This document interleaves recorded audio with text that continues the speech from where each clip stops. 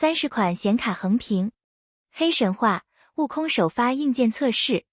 测试过几款处理器之后发现，这款游戏并不需求 CPU， 就算搭配 RTX 4090这样的显卡 i5-12600K 或者锐龙 57600X 就能发出最佳性能，比锐龙 77800X3D 和 i9-14900KS 并不差多少。做显卡横屏对玩家来说更有意义一些。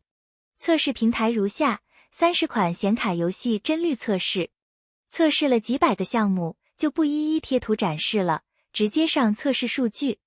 1080p 分辨率下 ，RTX 4070 Ti 以上的显卡可以跑到60帧以上，就连 RTX 4090也只有91帧率。真正的显卡杀手，也是目前为止我们测试过的对显卡要求最高的 3A 游戏。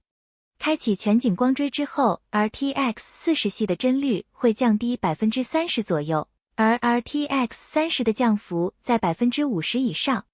另外，我们注意到一点，在 1080p 或 2K 分辨率下 ，RTX 40系 GPU 在开启 DLSS 加全景光追时，帧率要高于 DLSS 加光栅。出现这种情况是因为 RTX 40在硬件架构上就为全景光追做了优化 ，RT 光流加速器、OMM 硬件加速这些都可以极大提升 GPU 的光追运行效率。游戏本身也是特别针对全景光追做了优化，传统的光栅性能反而在其次。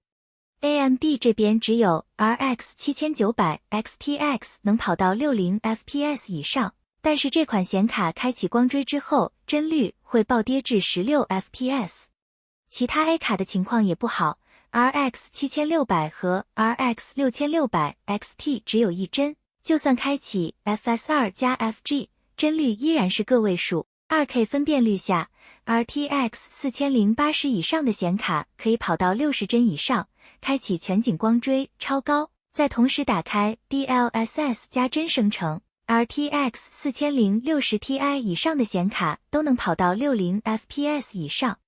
AMD 完全无法使用光追，在不开光追的情况下，开启 FS2 加 FG 之后，大部分 Radeon GPU 都可以流畅运行游戏，连 RX 5700也有43 FPS。4K 分辨率下，连 RTX 4090都无法跑到60 FPS 了。所有的显卡都需要开启超分辨采用和帧生成才能流畅。如果想在 4K 分辨率下体验全景光追，需要选择 RTX 4070 Super 以上的显卡。AMD 显卡则不建议开启光追。8月8日，黑神话：悟空官方今天正式发布了一段全新预告片，全内容都是实际录制，不到5分钟的视频中展示了不少首次公布的战斗玩法与剧情动画。亦有新的关卡与角色。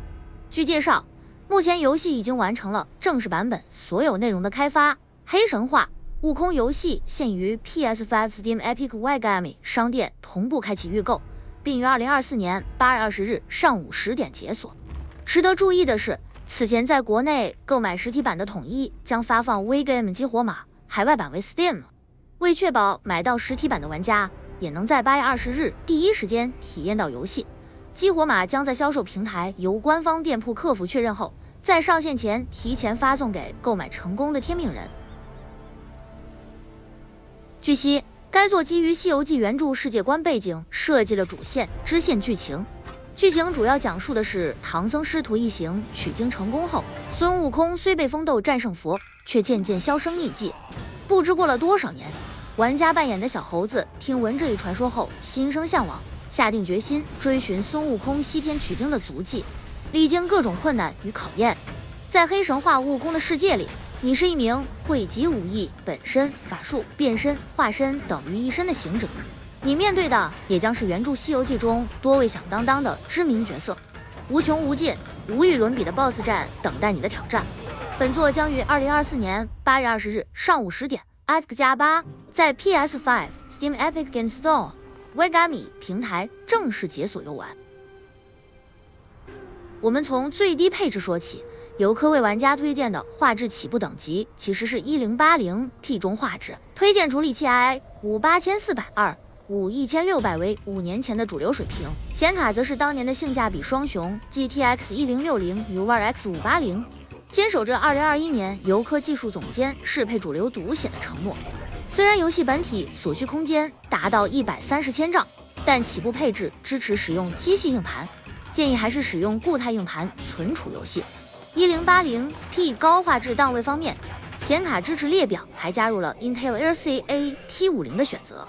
而想要在黑神话、悟空获得中等画质的光追体验，则需要将显卡提升至 RTX 40系的入门水平，也就是 RTX 4060。它相比 RTX 3060不仅拥有更强光追性能，还带来了 DLSS 3.5 的支持，能够一定程度上降低性能压力，提升游戏体验。